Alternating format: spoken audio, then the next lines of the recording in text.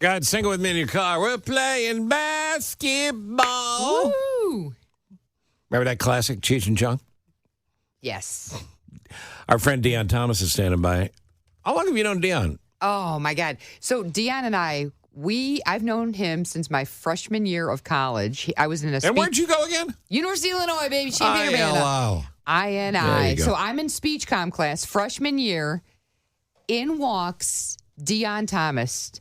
And everybody in the class is like, oh, Yeah. Deon's in our Big speech deal. comm class. Big So freshman deal. year. So I have known Deon since 1990. Does a great job calling the games as well.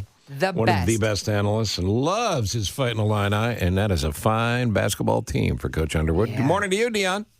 Good morning, guys. And Andrea, thank you for telling people that I actually went to class. You did, and you aced it, man. You are just the best. And not only one of the best basketball players ever, but just one of the nicest people. He's a good dude. Yeah. Well, thank you very much. But I also have to pay a compliment. I love the Curtis Bowl reference this morning, guys. Oh, nice. Yeah, nice. Us old folk will understand the basketball song. He's playing basketball. By the way, Exactly. Deon will admit right here, I am the only guy that can still post up on him and go to the hole. And I think he knows what he's talking about. And you bring fear to my eyes every time we step on the court. Oh, we haven't done that yet. That's right. Yeah. No, I was talking gracious. about going to the donut holes. Yeah. Oh, okay. Yeah, it's a totally different thing. All right, look, this is a very good team. A very good team that absolutely blew the doors off Northwestern a couple of nights ago. Also, a very good team. Were you surprised by how big that win was? Yes. It's rare that you see a win in the Big Ten by that amount.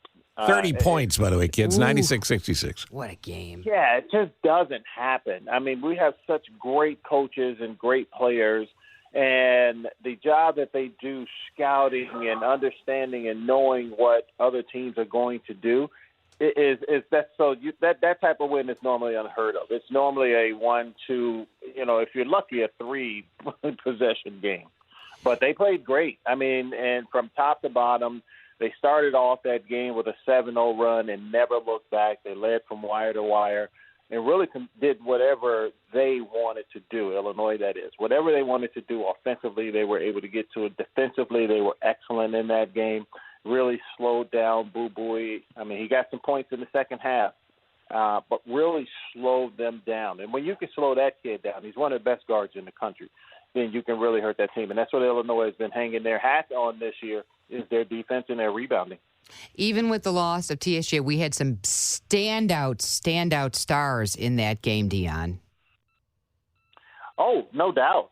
No doubt. I mean, and the thing is, even in Illinois' 2 losses this year, they have looked good. I mean, they had some, maybe a couple of turnovers here that kind of put them in bad situations, the Tennessee loss as well as the Marquette loss at home. But they have looked really good. And it's really, I think, comes from the camaraderie of this team, the closeness that these guys actually feel for one another, both on and off the court.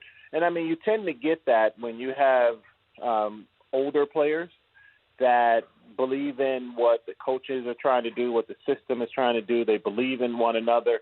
And you can see that all over the court with this year's Illinois team. And they've been playing great. And, they got a tough one coming up today, but they've been playing great so far, even in their losses. This is a statement game, to use an overused cliche, because you win tonight. You're not number 9. You're probably top 5 with a win tonight. And then it starts to get pretty heady. You know good coaches, bad coaches. Underwood's really good. What's he do to keep the lid on this team and not keep them believing the hype too much?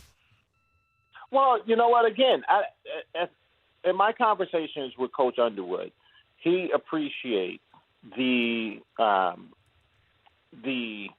experience of the players that he has on the team now. Last year's team was the second youngest team in the country.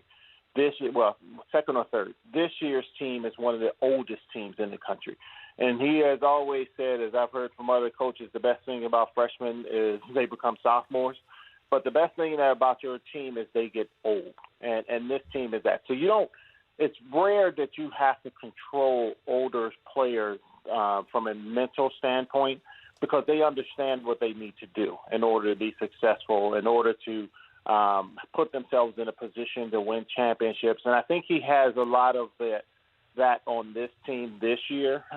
We had him on the post game yesterday, after the Northwestern game. And he was like, my coaching staff came in and they were like, Coach, you okay? You all right?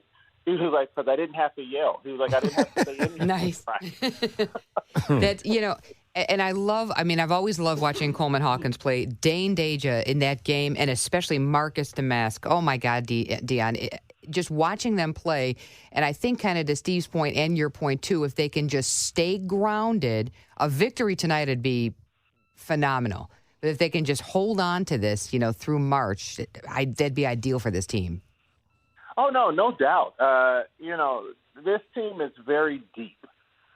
This team is reminiscent of Coach's teams when he was at Stephen F. Austin, where he has length, he has athleticism, he has skill, but he has that closeness. And you're right. This is a big game tonight. I mean, anytime you're going up against the biggest player in the country, in Zach Edey, who averages a double-double, who's really, really good. Purdue has two solid guards in Braden Smith and Fletcher Lawyer, and then the addition of Lance Jones, who transferred in from Southern Illinois. This Purdue team is legit. But in my eyes, I think Illinois is a bad matchup for this Purdue team. One, because Zach Edey, if Coleman Hawkins continues to shoot the ball the way he has since he's come back from his knee injury, you have to step out and defend him. And that pulls Zach away from the basket, which makes it a lot easier for Marcus Damask to go and, we call it booty ball, to be able to, bounce down some of those younger players along with Ty Rodgers and create a lot of opportunities for open shots for guys on the outside. If they can continue to do that and they have some success in doing that tonight, you're right. Number one could go down. It could go down really easily. But this is going to be a dogfight because Matt Painter, who I know well, is a great coach. This Purdue team is a great team. And when you go into West Lafayette, you can be for sure the crowd is going to be loud, they're going to be ruckus, and they're going to be on your back. So this is definitely going to be a really, really hotly contested game tonight. How is it these big guys, Zach Edey's 9 feet 7 inches tall, how is it these big guys can shoot, fall-away jumpers, little touch shots? Some of these guys are three-point, masters. I mean, in your time, way back in the decade we call the 80s and the 90s. Hey. Oh, slow it down now. You I don't like the way back. Way. But why is it the biggest guys in the game now can shoot from deep where you couldn't before? Were coaches telling them not to back then? They didn't practice from back behind the arc? I'm going to tell you that I made 2 3-point shots in my college career. When I went to play overseas in Europe, I made a ton of them. Coach Henson told me, hey, that's not your job. That's why we got Tom Michaels and T.J. Wheeler and some of the other players. So, yes, there is a difference in the game of basketball today. Today is more wide open, positionless type basketball, so you have to develop those skills. Back when I was playing way back in the day, if you were 6'7" and above, you were put in the post. And it's just the transition of basketball, the evolution of basketball today. So those skills are looked at. I mean, just think about the great Kofi Cockburn. I mean, if Kofi could shoot the ball from 3, he'd look like Joel Embiid, but he couldn't. So Joel Embiid, it was last year's MVP. Kofi Cockburn is playing overseas. It's just the difference in time, the difference in training. And basketball has just evolved to be this very fluid sport as opposed to what it was when I was. And it was all bang. I mean, we remember the 80s and 90s. I do, yeah. Mm-hmm. Yeah, no, I actually do. Did Dirk Nowitzki change all that? Tell me if I'm wrong, but I feel like Dirk Nowitzki was the first big man that could just pop it from anywhere. No, I mean, just think about it. You got to go back even further than that. What was my man in Seattle? Dirk? No, not Dirk. They came over from Seattle. You had a bunch of those early European players. I mean, when you bring Arvydas Sabonis. Yeah. Yeah, there were guys before Dirk, but Dirk you're right, totally changed it. But there were people before that that were the same way. And then now I was actually in a conversation with a buddy of mine yesterday, and we were talking about basketball as a whole, surprisingly, right? And when I went to Europe in 1994 is when I first saw, what the European game looks like. And I had to learn on the fly when I got there because, as you said, 7-footers weren't all running to the post. They were stopping at the 3-point line. That's today's basketball here. So the European style of play with big guys being ultra skilled, your guards being able to shoot, score, do all of the other things, has just transitioned. And it's become a global game where everyone is skilled. I mean, they're basketball players. They're no longer this position or that position. They're complete players. And that's where we are today. Andre, last word? I just have to say, again, to your point, Deon finished as the all-time leading scorer in Fighting Illini history and taken how many 3-point shots? 2. It's incredible. 2. You are absolutely incredible. What's your prediction for tonight, Deon? Oh man, Andre, this one is so up on. Yeah.